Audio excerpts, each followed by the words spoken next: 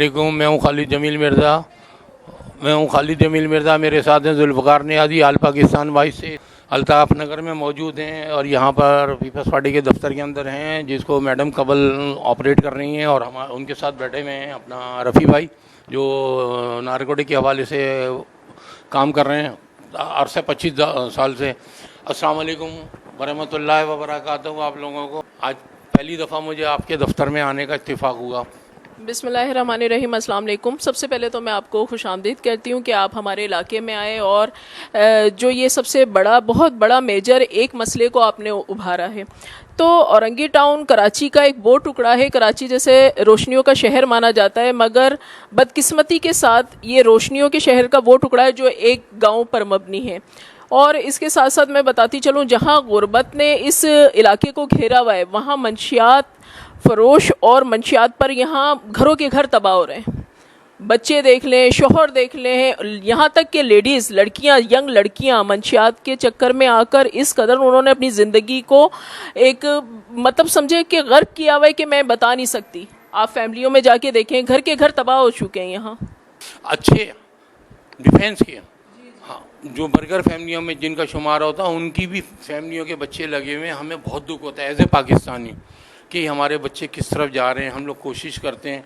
रफ़ी भाई से भी मैं सवाल करूंगा, रफ़ी भाई आप आए हैं, अगर आपकी ज़बानी में सुनना चाहूँगा कि आप आए यहाँ पर, इसको यहाँ की आवाम को आगाही देने के लिए आए कि मंशियात के ख़िलाफ़ किस तरीके से ये मैडम से आपने कोऑर्डिनेशन किया, तो ये बहुत अच्छी एक अचीवमेंट है। तो आप अपने ख़यालात का इज़हार कीजिए। हाँ, बिस्मिल्लाहिर्रहमानिर्रहीम।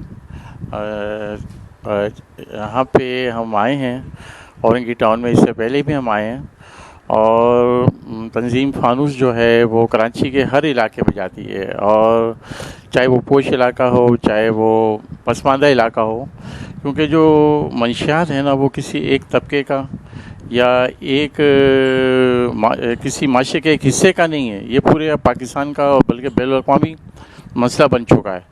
और चूँकि तंजीम फानूस गुज़िश्ता 25 सालों से इसके ख़िलाफ़ काम कर रही है और उसको बहुत करीब से देखती है, जैसा भी मैडम कमल ने भी कहा कि भाई ये तो नौजवान बच्चियां भी आ गई है। और इसमें मज़ीद में आगे बात को बढ़ाते हुए ये कहूँगा कि हमारे स्कूल जो अच्छे पोश इलाके के स्कूल की तालिबात हैं, कॉलेजेस और यूनिवर्सिटी की जो तालिबात हैं, वो इस वक्त आइस का नशा कर रही हैं, वो चर्स का नशा कर रही हैं। ये एक बहुत बुरी बात है और बहुत ख़तरनाक बात है। तो ये आने वाली नस्लें से हमारी तबाह हो रही हैं। और हम आज हमारी ये बड़ी कोशिश है कि हम इस औरंगी टाउन में पहुँचे हैं। और मुझे सबसे ज़्यादा अच्छी खुशी की बात ये हुई कि औरंगी टाउन की जो ख़वातीन हैं वो अब इसको बहुत बुरी निगाह से देख रही हैं। और इसमें ऐसी भी हमारे साथ ख़वातीन यहाँ पे तशरीफ़ फरमा हैं जिनके अपने घर इससे मुतासिर हुए हैं, और उनसे हम बात मैं भी करूँगा। और वो भी कुछ हमें बता रही थी कि उसकी तकलीफ़ से वो कितना गुज़र रही हैं। तो इस वक्त जो मंशियात की जो सूरत हाल है वो सिर्फ औरंगी, कोरंगी, लांडी, मली, लियारी के नहीं बल्कि हर जगह का एक मसला हो चुका है। तो तंजीम फानूस ये कोशिश करती है कि शऊर और आगाही के ज़रिए से हम अपनी बहनों से, अपनी बेटियों से, अपनी बुज़ुर्ग ख़वातीन से मिल के बात करें और उनको मशवरा दें कि वो किस तरीके से अपने फैमिलीज़ को, अपने बच्चों को इससे दूर कर सकती हैं। और ये जब भी मुमकिन हो सकेगा कि जब हम मिलके आपस में अफ़हाम व तफ़हीम से बैठें और ग्रुप के अंदर बात करें और उनको अच्छी सजेशन दें, अच्छे मशवरे दें, ताकि ये मंशियात दूर हो सके।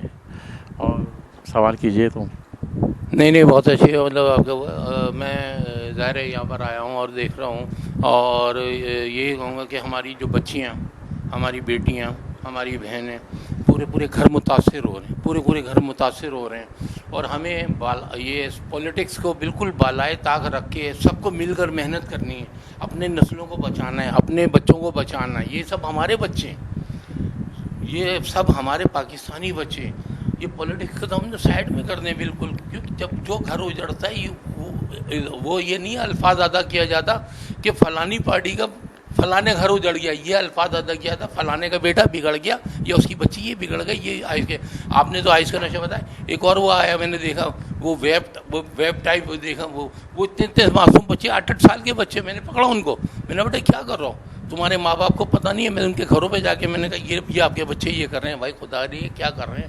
یہ معاشرے کو تباہ برباد کرنے میں اگر ہم اس کو شیلٹر دیں گے ہمارا بہت بڑا کردار ہوگا، ہمیں اللہ کو جواب دینا ہے۔ تو بہرحال میں آپ لوگوں سے ایک دفعہ پھر درخواست کروں گا کہ آپ لوگ جتنی محنت کر رہے ہیں، میں اللہ سبحانہ و تعالیٰ سے دعا گو ہوں کہ اللہ پاک آپ لوگوں کو ثابت کر، اور اپنی نسلوں کو ہمیں بچانا ہے، مل جل کے بچانا ہے۔ بہت شکریہ۔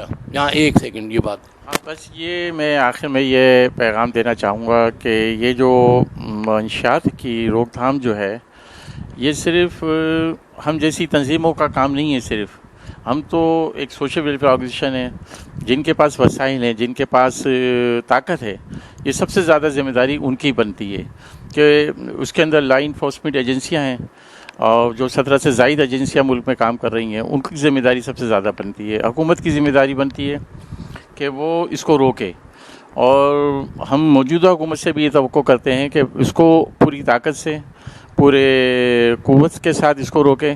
اگر انہوں نے اس کو نہیں روکا تو آج اگر 80 لاکھ 90 لاکھ منشیات کے عادی ہیں، آنے والے وقت میں یہ کروڑوں کی تعداد میں ہو جائیں گے، اور یہ پھر کوئی گھر پھر محفوظ نہیں رہے گا۔ اب بھی بہت زیادہ لوگ متاثر ہیں، لیکن پھر کوئی گھر محفوظ نہیں ہوگا۔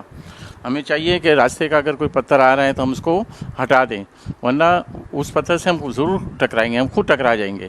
تو اس کے لیے ہمیں مل جل کے کام کرنا چاہیے، اور جن کی ذمہ داری بنتی ہے خاص کر حکومتوں کی، اور اس وقت میں سندھ گورنمنٹ کو بھی مبارکباد اور ایک اچھی بات کہوں گا کہ جو ایکسائز اینڈ ٹیکسیشن جو نارکوٹکس ڈویژن ہے وہ اس پہ بہت اچھی کارروائی کر رہی ہے، اور حالیہ ہفتے میں 10 دنوں میں بہت بڑی تعداد میں انہوں نے منشیات کو بھی پکڑا ہے۔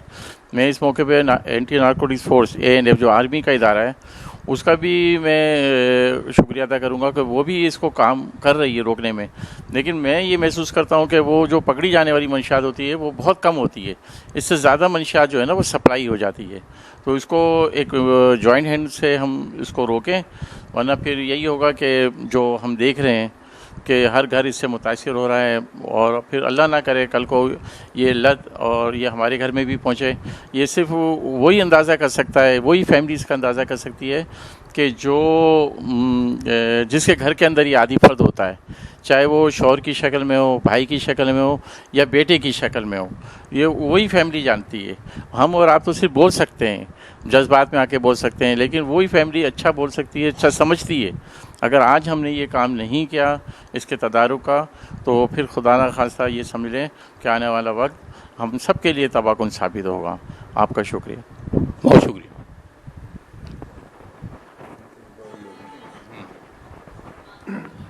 میڈم، آپ نے رفیع بھائی کے خیالات سنے، کچھ میرے ذہن میں ایک دم آیا کہ کچھ الفاظ آپ مزید ادا کریں۔ میں رفیع صاحب کے بارے میں یہی کہوں گی کہ آج سے نہیں، کئی سالوں سے منشیات پر یہ بہت بڑے پیمانے پر کام کر رہے ہیں، اور وہی بات لاسٹ میں یہی کہنا چاہوں گی کہ یہ آپ کا اور میرا مسئلہ نہیں ہے، باقی جن کے گھروں میں یہ وقت گزر رہا ہے، بیٹے کی، شوہر کی، باپ کی یا بیٹی کی صورت میں، یہ وہی لوگ جانتے ہیں۔ تو ہماری اور آپ کی تو کوشش ہے، مگر ہم سب کو اس کے ساتھ اس میں مل کے کام کرنا ہے کہ منشیات کی لعنت سے جتنا جلد ہو سکے چھٹکارا ملے۔ بہت شکریہ۔